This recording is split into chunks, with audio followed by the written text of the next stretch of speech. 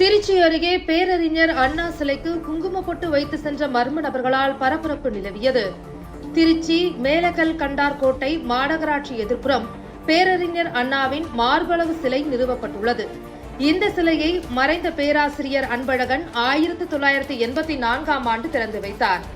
இந்த நிலையில் அண்ணா சிலையில் நெற்றி பகுதியில் குங்கும பொட்டு வைத்து அந்த குங்குமத்தை அவரது சிலை மீது பூசியிருப்பதை அப்பகுதி திமுகவினர் கண்டு அதிர்ச்சியடைந்தனர்.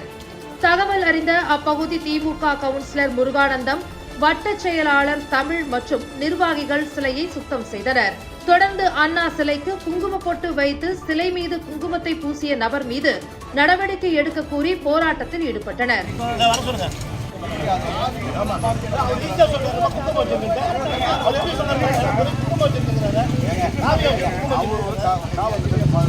அண்ணா சிலை 1984 தூங்கப்பட்டது. அன்பிலார் அவர்களின் மீதும் கலைஞர் அவர்கள் திறக்கப்பட்டது. இந்த அண்ணா சிலை பேராசிரியர் மூலம் திறக்கப்பட்டது.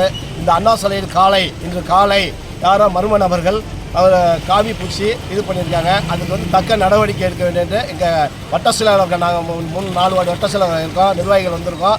இன்னும் திருப்பி அந்த நடவடிக்கை எடுக்கலைன்னா திருப்பி தக்க நடவடிக்கை எடுக்க வேண்டும் என்று கேட்டு, நடவடிக்கை எடுக்கலைன்னா சாயங்காலம் 7 மணிக்கு தர்ணா பண்ணுவோம் என்று கேட்டுக்கொள்கிறேன். மேலும் அண்ணா சிலைக்கு குங்கும பொட்டு வைத்து சென்ற மர்ம நபர்கள் குறித்து போலீசார் தொடர் விசாரணை நடத்தி வருகின்றனர்.